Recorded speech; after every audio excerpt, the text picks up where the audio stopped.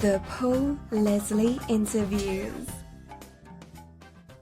Our special guests are David Heeley and Joan Kramer, who have produced documentaries with many of Hollywood's biggest legends. They join us to discuss their book, In the Company of Legends. Thank you so much for joining us. Oh, it's a pleasure. Thanks for having us, Paul. Thank you for having us, yes. First of all, how did you all begin to create these documentaries together? Well, it all started when Joan and I were thrown together on a program in WNET, that's public television in New York. It was a local series about the arts in New York City. We were put together, I was a producer-director, Joan came on board at the station as associate producer. As I say, we were assigned to produce a show together. It was about a stage designer called Ruben Terraro-Tunian. The production did not go smoothly. It could well have been our last working together, but we got through it, and after that we did some more shows. And then we did what turned out to be a pivotal show, which was about Rudolf Nureyev, the ballet dancer. Joan, pick up, would you? Yes, and I knew Nureyev because I had been a dancer, and when I worked on the Dick Cavett Show prior to joining public television, I had booked Nureyev on the Cavett Show. And Nureyev said to me, "I think Fred Astaire is the greatest American dancer. Is there any way you could ever introduce us? I've never met him."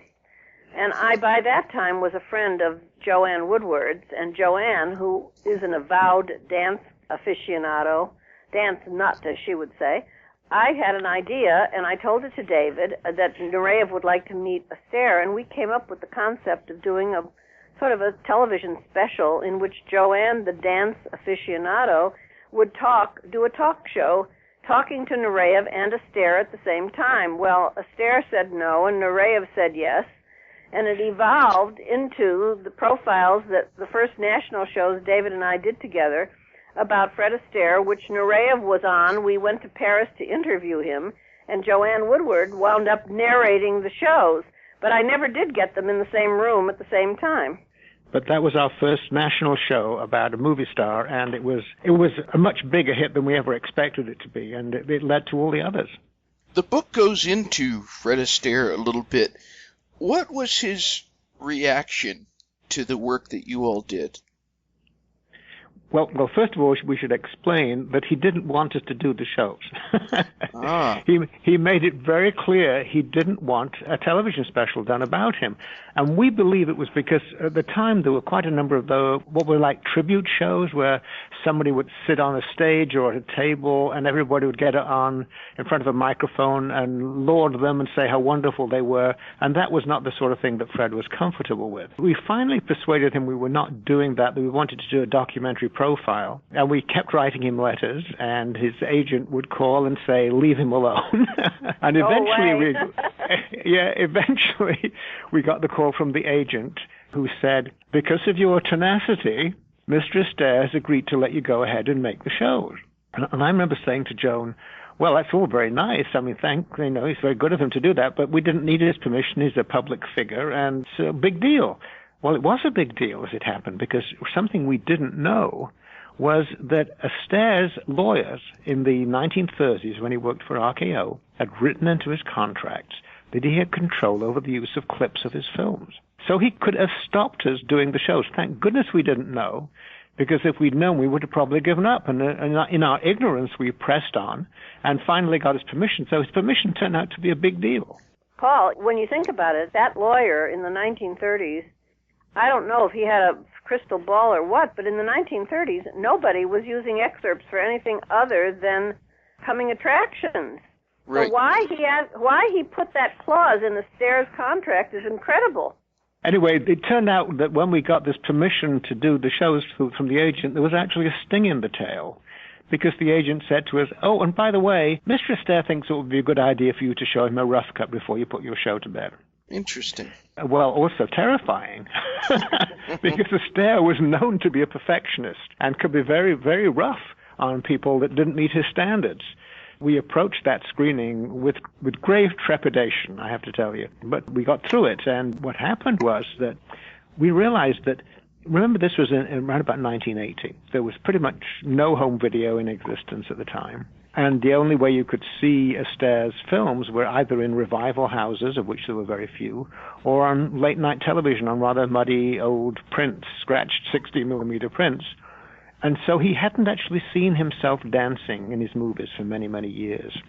And I think he enjoyed seeing what we put together. The reaction, the first dance number in our profile was the Top Hat White Tie Tails number from the very famous number from Top Hat. And we noticed after it was going for about 30 seconds, he was humming and tapping his feet, and we thought, oh my goodness, he's actually enjoying this. Thank goodness. This year is very significant in the world of Frank Sinatra because this is the centenary year. This December, 100 years, Frank Sinatra, his birth being in 1915. Tell us about Frank Sinatra and his appearance in the book. Well, he has two appearances in the book, but we'll tell you the first one. Katharine Hepburn asked us to do a program about Spencer Tracy, which was a remarkable phone call that I got, because as you probably know, Katharine Hepburn never spoke about Spencer Tracy other than to talk about her admiration for him as an actor. So if anybody ever tried to veer into their personal relationship, the interview would come to a very fast end. But she called and said, now I have friends at public television, why don't we do a show together about Spence? Come to tea. So when we went to tea, we talked about people who could be on the show, and she was going to host it. And among the people's names that came up was Frank Sinatra. And she said, oh, Frank was a great friend of Spence's. You've got to get Frank. Well, getting Frank was like trying to breach through Fort Knox. I had a home number. It didn't work. I then found out that he had a friend named Jilly Rizzo, and I was advised to call Jilly in a jewelry store on Lexington Avenue in the Waldorf Astoria Hotel. And I reached Jilly, who said to me, yeah, send me a letter. I'll give it to Frank. And I sent a letter to a jewelry store, to Jilly. And a couple days later, he said, yeah, Frank got the letter. If he's interested, you'll hear from somebody. And it turned out to be a dead end. I never could reach Jilly again, and I never heard from anybody. So we happened to be going to lunch at Hepburn's house. And she said, how are you doing with getting people? And we told her of our Frank Sinatra debacle, that nothing was happening. She said, I'll find Frank, don't worry. Well, we were in Los Angeles, and my phone rang in the hotel, and she said, you're going to Frank's house in just outside Palm Springs on Thursday. This was a Monday. You're going on Thursday, and by the way, it's his birthday. It was his 70th birthday. And you're supposed to call a woman. Here's the number in his kitchen named Dorothy. So I called this woman, Dorothy, who said to me, yes, Mr. Sinatra will do it. Be here at 1 o'clock for setup. He'll do it at 2. And when we arrived, the man who was so hard to find, by the way, lived on Frank Sinatra Drive, I might add. And when we arrived, a very lovely man greeted us at the gate, and we noticed very quickly that the man was in a full uniform, including a gun in a holster. But we interviewed Sinatra. He was terrific, told us wonderful stories. He was just professional and spot on time, which David will always tell people that's obviously from the old studio system, because he's a product of the old studio system, and they had to be on time. These old movie stars were extremely disciplined, we found, and as Joan said, that was because of the studio system.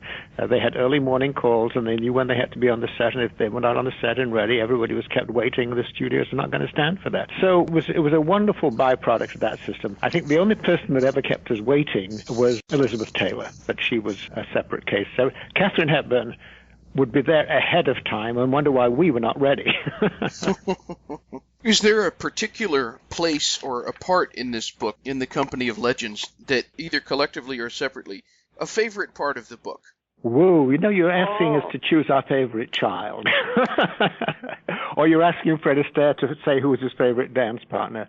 All our programs, well, to me, I think Joan agrees, they're all special in their own way. They all had something going for them that are very memorable. So what is Joan, can you have a go at this? I don't know, but I think if you put fire under David's fingernails, he would probably tell you that out of all the films throughout the careers of these people, in which they worked with multiple directors and multiple producers and multiple writers, we were among the lucky ones to do programs that were personal to them, their life stories, and particularly Katharine Hepburn. I mean, the first day that David directed Katharine Hepburn was memorable, and I mean memorable. Was there someone who when you think back, was the greatest challenge? The greatest challenge? Well, to me personally, I think Joan just gave you it. It was knowing that I was going to be directing Katharine Hepburn for the first time. And you can imagine what it's like the night before, wondering if you're going to get any sleep. And it wasn't exactly a trial by fire, but it was a little bit rocky to start with. And one of the reasons that I didn't realize at the time, it was only later that it dawned on me, that I wasn't the only one that was nervous. She was nervous, because she was doing something she'd never done before. We were asking her to host a show. That meant looking into a camera lens, which is something she'd been told never to do, and also reading a script, reading a teleprompter. She was facing a challenge for her. And that first morning, she was a little bit prickly, shall we say, and I was very nervous. But once we got through the first take, we were home and dry. And from that point on, she was such a dream to work with. She always had ideas, and they were usually damn good ideas. I learned early on to give her her head, and if she was going to suggest something, it was probably a good idea to at least try it, and she was usually right. The beginning of a long relationship. I was hoping you could tell us about your experiences with Johnny Carson. Oh, well, Jimmy Stewart was the subject of the show that we did right after Spencer Tracy, and Jimmy agreed to do the show, and then he tried to pull out. I mean, it was a rocky start, as all of them were in one way or another, and we were just so busy trying to keep that show afloat that it never occurred to us who should host it until we were in a car on the way to a meeting at MGM, because MGM was co-producing the show with public television. In exchange, they would get distribution rights after the PBS window of rights in exchange for giving us free clips. So we're in a car 20 minutes away from a meeting at MGM when David said to me, I think we better come up with a name or two of a host. And David suddenly came up. He said, what about Johnny Carson? Jimmy's always terrific on the show when he appears on The Tonight Show. I bet that kind of chemistry that they have on Johnny's show would work for us, too. So we went to the meeting and threw out the name Johnny Carson, and everybody said, wonderful. And then, of course, we had to get Johnny Carson, who rarely did anything outside of The Tonight Show except host the Oscars once in a blue moon. So then we had to figure out how to get Johnny Carson. You know, you say, you tell people what you're going to do, and then then sometimes you really have to do it. So we wrote a letter to a talent executive at NBC who passed along the letter to Johnny, and within 2 days, Johnny said yes. And then he tried to pull out. He wanted to replace himself with Cary Grant. Well, if Johnny Carson never did television, seldom did television outside The Tonight Show, Cary Grant never, and I mean never, went on television. So we were so depressed because we thought Johnny, one, was not going to get Cary Grant, and two, that Johnny was determined to replace himself and might run around Hollywood trying to get one person after another who might say yes, and it could take months. Well, it turned out that when Cary Grant was unavailable, he was on a tour that he did with his one-man show of talking about his career to college students. Johnny called me at the hotel the next day and said to me, well, Cary's out of town with that one-man show he does, and with Johnny's perfect timing, there was a pause. And he said, so, I guess you're stuck with me. And I said, Johnny, you don't have any idea how happy I am to be so stuck. What is interesting about Johnny, because whenever we work with anybody, obviously we do a huge amount of research ahead of time, and we were a little bit nervous about working with him. He had a reputation of being rather distant, aloof, people would say cool, and even in his early days, he was more than cool. He was difficult, although he admits that it was because he used to drink too much in those days, and he'd stopped drinking by the time we worked with him. But I can tell you he was not cold, he was not aloof, he was not difficult. His relationship with Jimmy, which you saw on The Tonight Show, was very real. That was not an act that you saw on The Tonight Show. They genuinely liked each other. And when we had them together on the Universal backlot, taping for that program we did, you could see it. They were so supportive of each other the whole day through. We just had a very good experience with Johnny. He was very good at taking direction. And remember, he really was doing something. It was not only that he wasn't in his own familiar territory on the stage of The Tonight Show, he wasn't doing a live program. he was doing something that was all stops and starts, resets, waiting for the camera, for the lights, something that Jimmy was used to, of course, in the film world, but something that Johnny was not used to. That morning, that first morning, I remember thinking to myself, I hope Johnny can cope with all this hanging around and waiting while we reset between the shots. And that's where Jimmy was supportive of Johnny. And eventually, of course, it didn't take very long for Johnny to take to it, and he was great. I feel like I'm gushing a bit about him, but he was truly a terrific person to work with. He really was, and he was not. We never saw, if it's true that Johnny was cold and or aloof, it's not the Johnny we ever saw, ever, and we stayed in touch with him. We used to talk on the phone all the time. Not all the time, but frequently. And he was terrific. He was always easy to chat with, and wonderful stories, and of course funny. And we had a wonderful time with him. I really admired him and cared about him. It came as an enormous shock when we heard that he had passed away. I also wanted to hear about Audrey Hepburn and some of the advice that you were given. Well, that was for the third show we did about Fred Astaire. When we did the first two, they were very successful. But the New York Times television critic, John J. O'Connor, while praising the shows, said, "It's a shame the producers couldn't spend any time on Fred Astaire's other great talent, his singing." Well, the first two shows were never meant to be about his singing. They were about his dancing. So 10 years later, we never forgot the comment, and we produced something called the Fred Astaire Songbook. Fred was no longer alive at the time, but his widow, Robin Astaire, originally wanted to host that show, and then got nervous and pulled out. So we had to find another host. And through a colleague at our office at Channel 13, the colleague knew one of Audrey's closest friends in Switzerland. And through that friend, we got to Audrey. David, why don't you tell us what you felt about Audrey as host? I was thrilled that she agreed to do it, of course. But I said to Joan, look, I'm a little bit nervous about this because I've seen her hosting shows, and she looks beautiful, she looks elegant, but she looks elegant and a little bit removed, a little bit distant. I said, that's not what we want for this show. We want somebody who is guiding the audience through Astaire's singing career, but in a warm, friendly way. And how are we going to get her to do that? Because that's not how she often comes across on television. Well, Joan reached Leonard Gersh. We were advised. Who told you to talk to Leonard, Joan? I can't remember. Well, I think we were after Leonard Gersh to see if he would appear in the program, which he didn't want to, because Leonard Gersh wrote the book, the actual screenplay for the movie Funny Face, which Audrey appeared in with Fred Astaire. Leonard Gersh had some wonderful advice. He said, you don't need to try to make Audrey elegant. People like to dress her up, put fine gowns on her, put jewelry on her, and put her in a formal situation.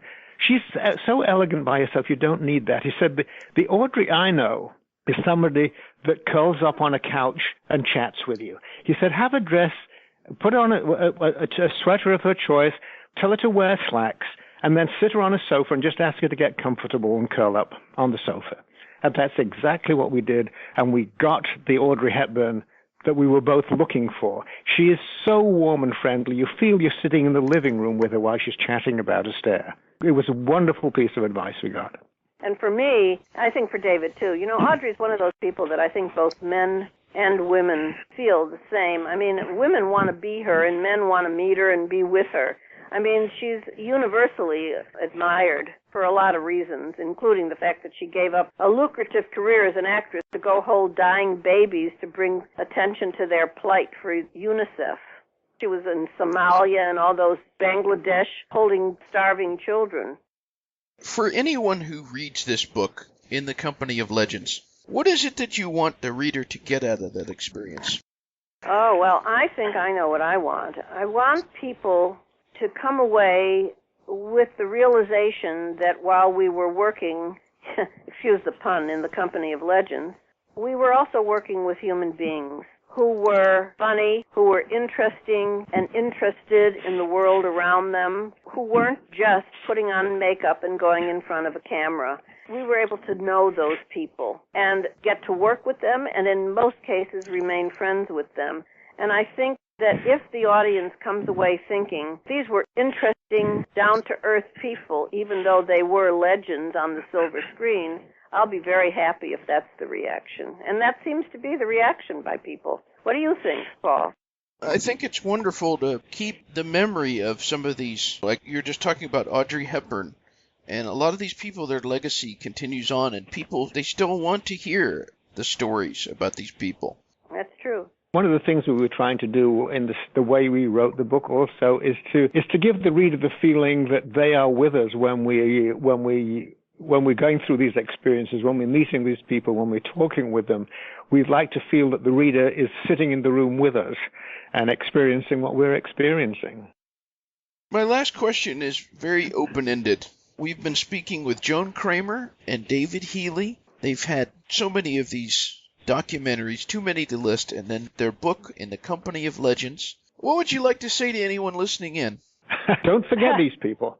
Don't forget them. With other people, let's not say that they are the only ones. With other people, they are what made movies the worldwide cultural force, the entertainment force that they are today. I think throughout the world, people would leave their homes and go to theaters to see these people. We can still see them. This is what's so fortunate.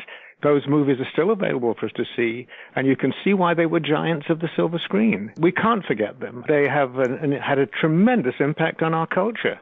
And an incredible body of work. I mean, in the filmmaking, the films that they made were just, I mean, I hate to use the word classics, but they were. I mean, you don't come across them too often anymore. I mean, they were just, you know, there's an old book that I like to quote. It's a book called They Had Faces Then, and it's true. I mean, you don't forget the face of Katharine Hepburn. You don't forget the face of Humphrey Bogart. How can you not watch The African Queen and be absolutely captivated from beginning to end because of those two great performances who hold the film, performers who hold the film together? And any film with Fred Astaire, you're still seeing one of the greatest dancers of all time. Miss Joan Kramer, Mr. David Heeley, it's been a pleasure. Thank you very much for sharing. Thank you for having us on your show, Paul. Thank you for your interest. It was an honor.